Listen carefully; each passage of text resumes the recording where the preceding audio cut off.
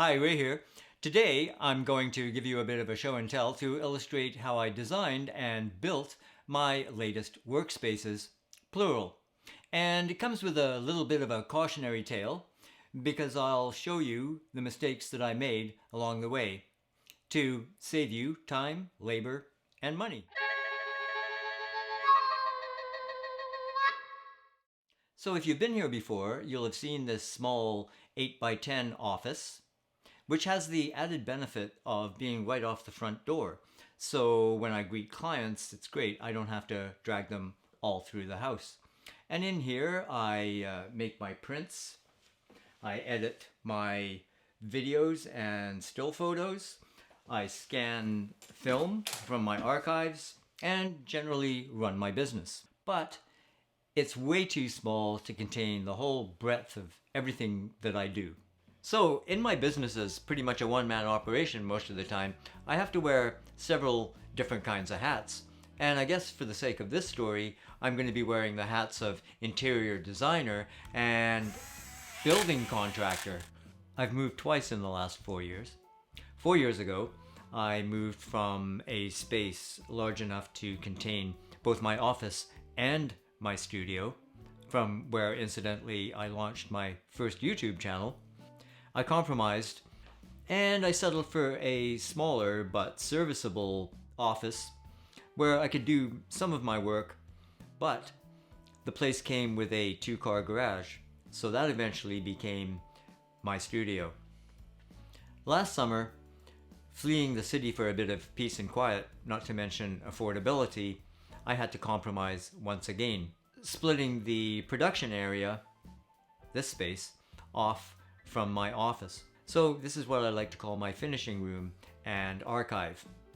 So here I have all my old negative files from my film shooting days, and over on this side of the room, my work table. That's where I do matting and framing, packaging up orders. Under there are my flat file drawers for print storage. It's taken me 8 months, but now I have a serviceable center of operations. When I designed and built my last studio slash garage, which was bare to begin with, I was looking for some cabinets because I wanted, of course, storage, but I also wanted to build a workbench, a couple of workbenches actually. And I bumped into my neighbor who said, hey, well, come and look at my garage. And he had bought some used cabinets and had a beautiful setup there. So he told me where he got them from, which was a used store in the neighborhood. And I went down there, and long story short, for under $150, I came away with a beautiful set of kitchen cabinets, which I then installed, built some extra shelves and so on. It was beautiful. It was the most organized space I've ever had. Not long before the move last winter, I built a set of acoustic panels to improve my audio, and made a video about that. Out in the garden, I also made a beautiful, peaceful water garden, but that's a story for another channel and another hat. So last fall, I went looking for a similar deal for this space here. And so I went to a related store and came upon a set of cabinets. In fact, these cabinets were so beautiful, I said, these aren't going in the garage to get banged around. These are going in my office. So laboriously, I trucked them all through the house into this room here and started putting them together. Well, the first part went pretty easily, the lowers. I also bought some legs, they're 6 inches, bringing the height of the cabinets just over the baseboard, and screwed those into the wall. I bought this countertop from Home Depot. It's a faux concrete, and it has 2 sides. One is a lighter side underneath, and I've chosen this darker side at the moment anyway. They work very, very well for doing tabletop, small product, and with the addition of my RGB lights. And it has a nice aluminum edge. The uppers were another thing entirely. That required a little bit of ingenuity, shall we say. I had to slowly jack them up with wooden shims, praying they didn't topple over. It took a week or so to install everything, also with the help of a contractor, otherwise known as my wife. And speaking of, When everything was finally in place, I said to her, "What's that perfume you're wearing?" She said, "I don't wear perfume. I don't wear perfume." And I said, "Well, that's good because it's awful." It was kind of a weird almondy kind of smell. And over the next couple of days, this whole section of the house stunk. It was horrible. In fact, it was so bad that it got into my nasal passages. At night, I couldn't even sleep. It was awful. It was the cupboards. But not the lower cupboards.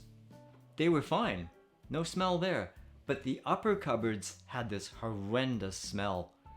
I mean, they had to go. But in the meantime, I just slammed the door on this room and I went away and sought counseling. Oh man, just the idea of pulling everything down. Anyway, eventually, about 2 years, yeah, 2 years, about 2 weeks went by, and finally I recruited my strong nephew and we got the frickin' things out of here. So what to do now?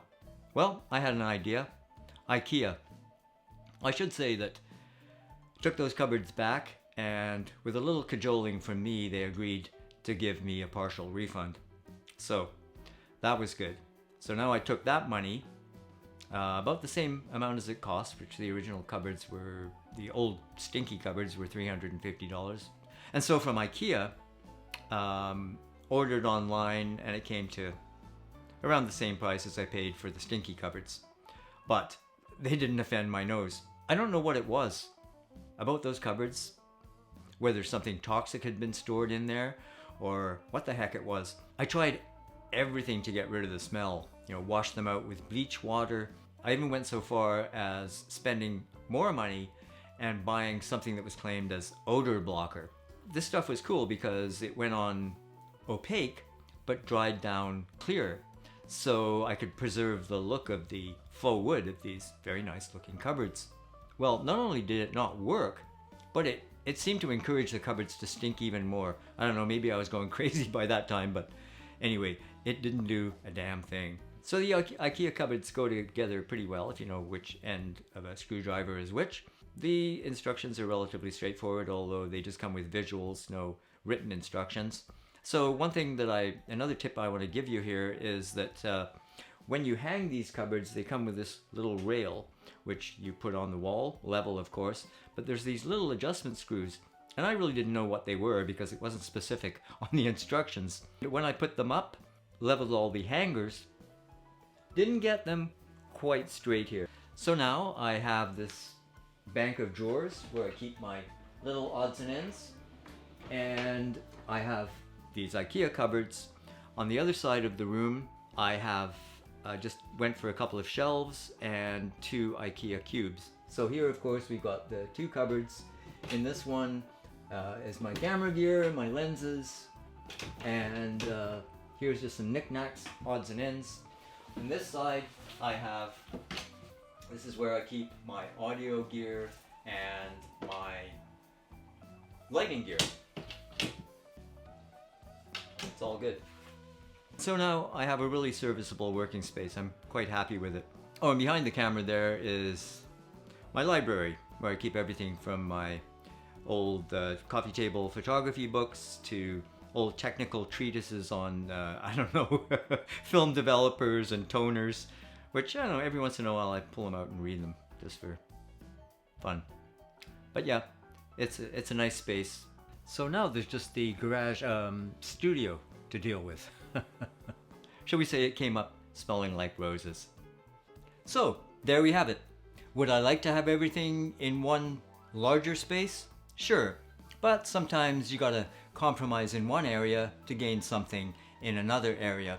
And overall, I think I've done really well. And it's also proved to me that I can work in a smaller space as long as everything is organized and everything has its place, and I remember to put everything back in its place. Now, where is that spare tripod plate?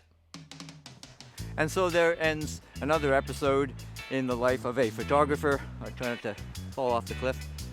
And YouTube celebrity. And incidentally, Today marked 500 subscribers, so I'd really like to thank everyone who's subscribed, particularly in the last week or so. Seemed to have a big spike there. So yeah, that's great. Thank you very much to everyone. If you haven't already subscribed, please do so and hit that notification bell. And if you like this video, give it a thumbs up. Cheers from the shores of the North Pacific.